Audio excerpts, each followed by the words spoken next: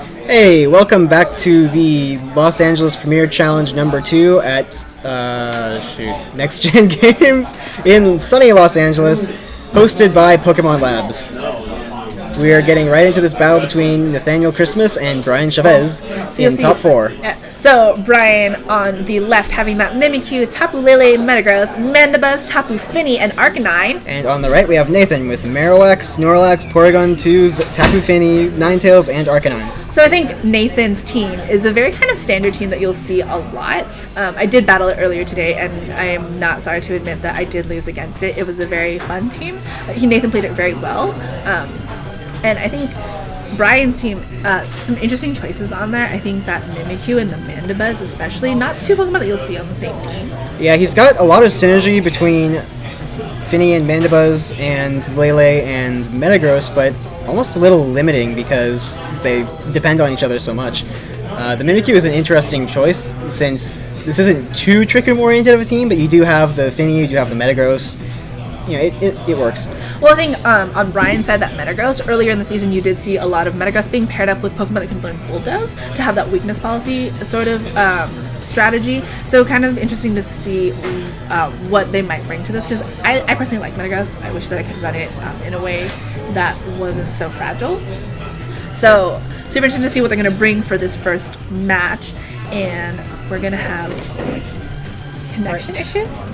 Okay. Here we go. No worries. So, Nathan up top and Brian on your screen. So Brian brings in Metagross and Mandibuzz, and Nathaniel brings in Snow and Siren, so that would be his Tapu Fini and his Alola Ninetales. So, kind of classic combination on Nathan's side. Alola Ninetales, especially because it runs Aurora Veil, something that has been really popular. We saw it at World Championships. Kind of still in the meta right now. And, nice call on that side for Brian, seeing that Tapu Fini on the other side, activating Mandibuzz's Misty Seed, using the opponent's Pokemon. So Mandibuzz will take a lot less damage from Blizzard now. Metagross is in a pretty good position here with two Steel Weak Pokemon on Nathan's side. I think Brian's biggest thing right now, though, is obviously we've seen a lot of Alola Ninetales, so we know that Aurora Veil might be coming because of the fact that, hey, Aurora Veil helps reduce, it acts as a light screen and acts as a reflect. So Fini switches out for Arcanine to better combat Metagross, and we'll have to see if Ninetales gets his Aurora Veil up. So Nathan not wanting to take any sort of, I think, Steel-type moves from that Metagross. And Protects. There you go, so the Meteor Mash, going into the Fini slot. So the Arcanine, switching in for a little bit of damage, not a lot. So Nathan kind of playing it safe with that, which was, I think, a smart call because Metagross is a pretty high attacker, and not sure if that Ninetales can stand it. I think. So Arcanine's in a pretty good position now. Mandibuzz isn't that much of a damage dealer. It's been intimidated. Its knockoff doesn't even get bonus damage now that it's lost its item. Mm-hmm. Actually, no, it hasn't lost its item. That's a Z move, presumably, so... And so what we've got now is Nathan could try to go for that Aurora Veil, or he could switch out and protect that. Here comes the Bullet Punch. I was just about to say, he's probably afraid of that Bullet Punch, but he's not afraid enough as Ninetales gets brought down. So taking up the KO on that side, and the Willow is coming out on Nathan's side. So running kind of a support Arcanine this time, going after that Mandibuzz. That's an interesting choice. This will increase the residual damage on Mandibuzz, but Metagross is still free to attack unhindered. And then Brian getting that Tailwind up this turn. So I think that's actually going to put Nathan kind of in a little bit of a bind here, because now he's got to worry about this Metagross being faster, and that Arcanine could get a Flare Blitz into that Metagross, but, you know, he has a couple of options he can trade out. That getting that Tailwind, though, really important for Brian, because now it puts him in a position where he can kind of make some calls, pushing Nathan back a little bit, saying, hey, your Pokemon are slower than mine. So Nathan kind of really think about what he's going to bring in next to hopefully maybe kind of turn the tide a little bit. And Porygon 2 would be perfect for that, because Trick Room would be huge. He might actually get taken down by the knockoff and Meteor Mash combination, but things are looking pretty good for Nathan now in some ways, because he's got Arcanine up, and he's still planning on what to do next. Well, he's got that burden on that Mandibuzz, and so that's not something that that Brian can really take care of easily. So it's going to chip away like every turn. So, not kind of ignoring that special defense boost that it got earlier on there. He'll have to go for Roost sooner, and that'll open it up to being attacked. And like that Metagross being really sturdy, it still has its item, hasn't been attacked. And it looks like we might be having connection issues here, unfortunately. That would make sense. Oh, there we moving go. Core out of the way solves everything as Tapu Fini comes back in to replace Arcanine, or Ninetales. No worries. I know what these things are called, believe me. So I think that Metagross is still in a really good position. It could possibly take down a lot of that HP on that Tapu Fini, and before getting taken out by that Arcanine. That Mandibuzz also kind of, I think it did its job, but getting them knocking off Metagross to proc the weakness policy. That Tapu Fini, Brian has it hidden in sights. Really, really good call on Brian's side. I think I would not have seen that one coming. So getting the knockout on that Arcanine, getting rid of the biggest threat on that field, but it is free for Nathan to use that Calm Mind, so adding +1/2 special defense and special attack. But now he's got to either try to protect it and keep the boost, or switch out and lose the boost, because Metagross is coming in hot. But he does have that Tailwind still up, so he is still faster, and that Bullet Punch could take it out. So the burn getting to Mandibuzz after it's getting healed. So I think Nathan kind of setting out the Snorlax now. Which is ominously named Pancake. Could we see the pulverizing Pancake? So I think Nathan kind of being a little bit pressured by Brian making some really good calls on his side. I love the fact that he used that knockoff on his own Metagross. Usually, you'll see a Bulldoze kind of as a speed control as well, so it could have helped with that Tailwind.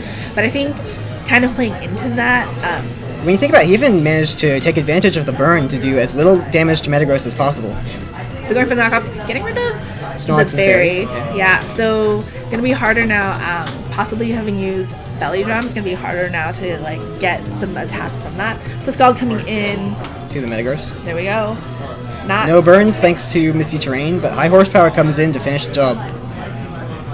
So I think good job on Nathan's side doubling up into that Metagross. It was definitely the biggest threat on that field. Brian, I think, kind of saw where that was going, not willing to sacrifice that +2 from the weakness policy, and it did a lot of damage to that Tapu Fini. So Nathan is still in a position where he's feeling a lot of pressure from Brian, and Brian could afford sort of to be able to lose that Metagross, especially because the berry on the Snorlax was knocked off. And we should see Tailwind ending pretty soon here. I don't know if I just missed the announcement or not. But if Nathan can hang on, he'll get a bit of a speed advantage, but Snorlax is slow enough to render that moot. I think the problem is that because he doesn't have that berry, doing Belly Drum is a little bit harder now. And so we get the Psychic Surge from Tapu Lele. Personally, my favorite Tapu. I very much enjoy having Tapu Lele on the field. It takes care of a lot of pesky things like Arcanine's Extreme Speed, which could pick up knockouts pretty well once we get closer to the red and stuff. So I think Nathan just a little bit outplayed here. Yeah, Lele is super fun, and we'll get to see it go to work in a moment here. So I think last turn, Nathaniel played it pretty well. The only thing he could have done better was to protect Finny, but I think he just wanted to get the damage off and not risk getting out predicted by Brian. Tapu Lele running Thunderbolt, but that is a surprise. It's not too uncommon, but it is a bit of an interesting choice. But picking up the KO on that Tapu Fini, and so we get return onto the Tapu Lele. That Snorlax still doing Snorlax is still doing pretty heavy damage despite not having that Belly Drum. So I think Nathan probably just trying to see what damage he can do. Like you said, getting half to Tapu Lele is a really important thing. Knowing that you can get that 2-hit KO if you need to. But I think just kind of having to think about things differently a little bit in match 2. So we've got that Psychic on Psychic Terrain doing some considerable damage. That's actually a pretty impressive hit, given that Lele's in Psychic Terrain, it's doing maximum damage, and Snorlax took it in stride. Ooh, Nathan picking up KOs here, though, might actually be super interesting. like unable to do that the belly drum that you usually see on Snorlaxes and still doing that much damage and like knocking out Pokemon. That makes that a really scary thing to know. So the Tapu Fini coming out on Brian's side, so we get Misty Terrain back. This is probably the end for Nathaniel. I think what I like the best is in that turn 1, Brian, when he sent out that Mandibuzz without his Tapu Fini, but Nathan sending out his own Tapu Fini and activating Brian's Misty Seed was a pretty big thing. Yeah, with the Tapu Quartet as big as they are now, taking advantage of the opponent's terrain is a very good skill to foster. So Moonblast taking Pancake down, a little spin into the red. So Pancake's still holding on. This is a really sturdy Snorlax. Not quite knocking out the Mandibuzz, but that will definitely be game 1 to Brian, I want to say. But Nathan playing really well. I think the Snorlax holding on.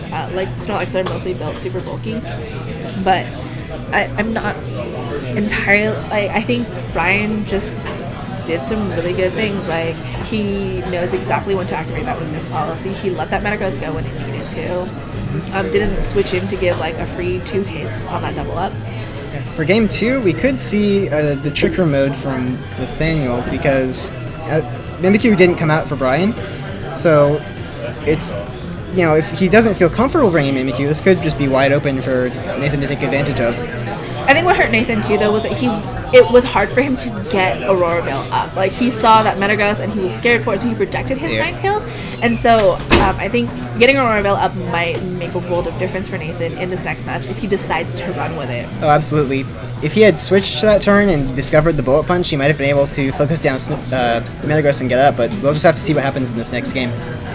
But switching in for, like, that Arcanine in that Tapu Fini slot first match, probably, if he had done that Aurora Veil, would have changed a lot of things, but Ryan's doing some really good choices.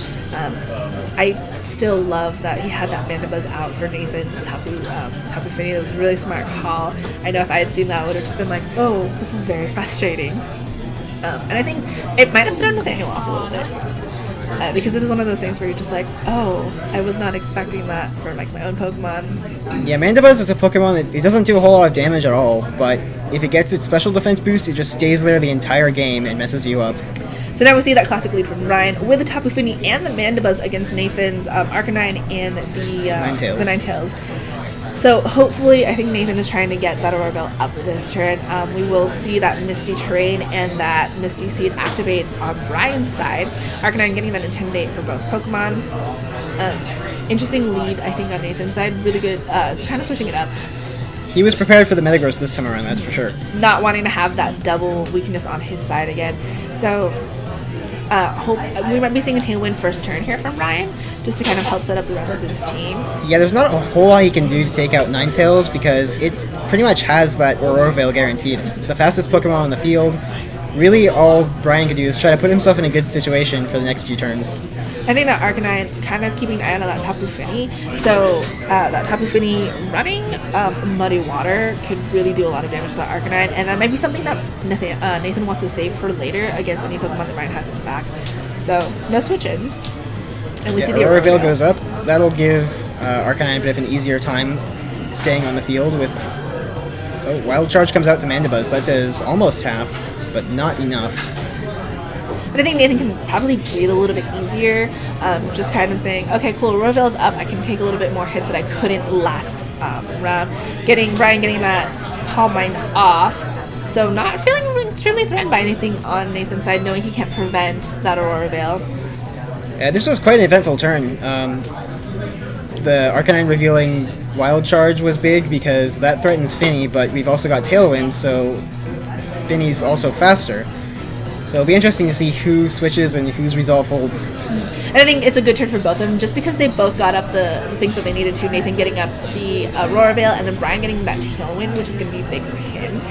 But Nathan able to take hits a little bit easier now, which again he couldn't do last match. And so I think it's now going to be making about like what calls or what Pokemon do I think these people have in the back. So that Mandibuzz, having that Misty Seed is also going to have a plus on its special defense. So another Calm Mind coming in from Tapu Fini. So Brian just kind of upping his Pokemon. So now we have a +2. Yep, +2, +2. So unless Arcanine goes to work here, it's going to get scary. at this point, he's getting close to negating the Aurora Veil boost, but Ninetales comes in clutch with a disable onto Finny to block that. I wonder if Nathan was thinking he was going to use Muddy Water. Well, really, disable. The beauty of it here is that it was the best move no matter what, because if it used Muddy Water, that would have been disabled. If it used Calm Mind, it can't boost anymore. So that and the Morning Sun from Arcanine, which we don't see that very often, gives him a good chance to come back. And I think that just kind of reiterates, I think Nathan was expecting that Muddy Water because of that Morning Sun. I do think it's interesting that both sides did use healing moves this turn as well, like that Roost coming on that Mandibuzz. So no Will-O-Wisp from Arcanine on this turn. It didn't do as much as I think that Nathan wanted last match, so probably just kind of leaving it at home on that. Avoiding the Muddy Water on Nathan's side is that Arcanine, which is a big thing for him.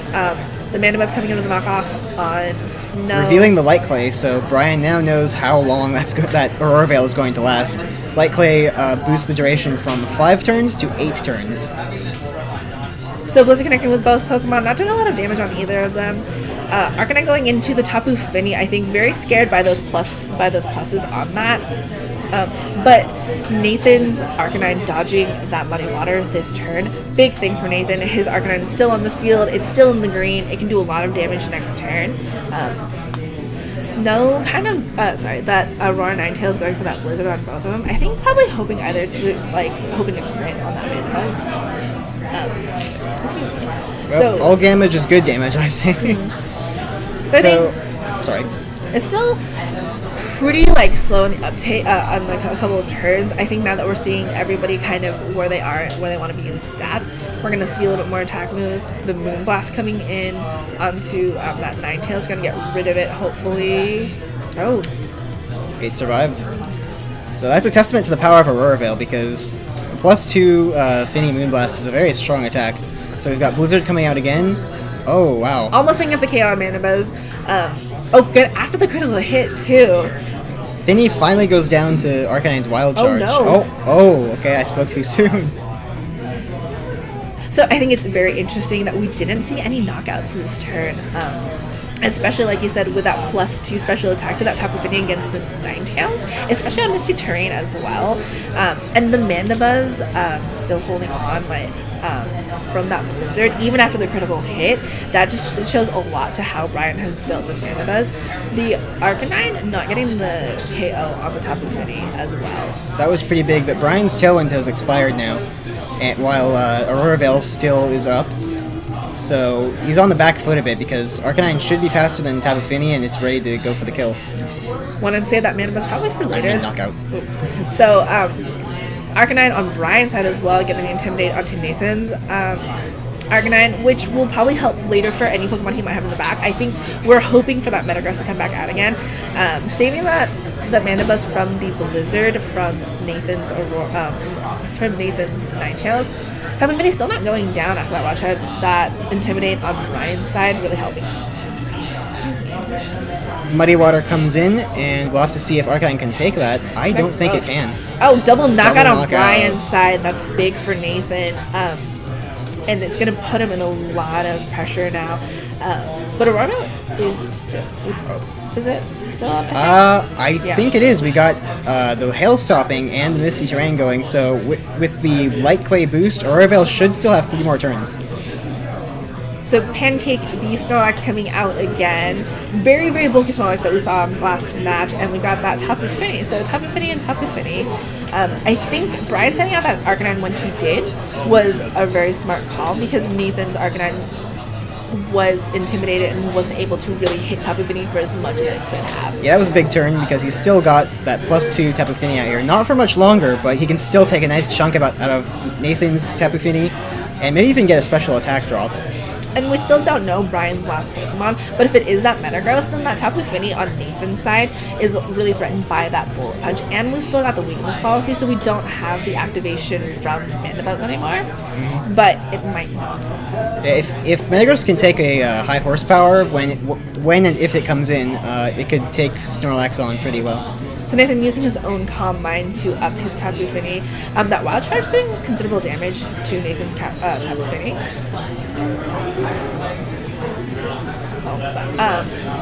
So The high horsepower coming in onto the Arcanine, not quite getting the KO on there. I think Brian doubling up onto the Tapu Fini shows just how much of a threat Nathaniel's Tapu Fini is to him. And so kind of wanting to get rid of that. So he can, I think, comfortably bring in any Pokemon in the back. Because that Tapu Fini with a couple of Calm Minds can get really scary. I think that is the downfall of a Fini, though. Like, despite how bulky it is, to really get it as an attacker, you need to sacrifice a couple of turns to get those Calm Minds off. Yeah, because half the time you get, 2 Calm Minds and then you're down to a third of your health, and it's not a whole lot of good then unless you've got Trick Room or Tailwind or some kind of redirection. Wow.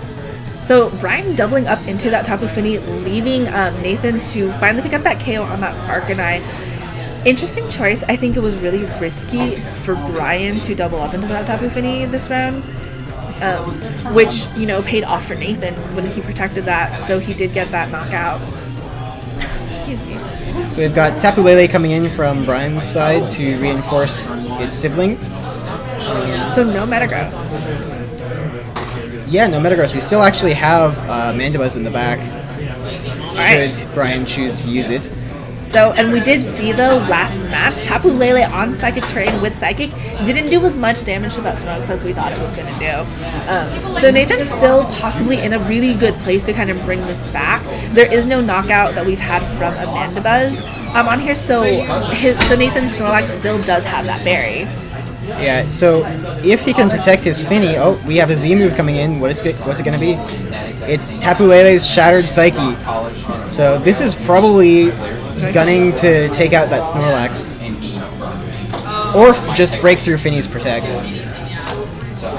So Brian revealing that to Nathan, going after that Fini, so showing that he does think it is the biggest threat, especially given the pluses on that.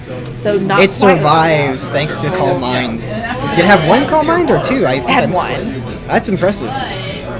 But Moonblast is coming in to finish it off. So both Finis using Moonblast, but Nathan's Tapu Fini getting knocked out, leaving that Snorlax to kind of fight this battle alone like we saw last match.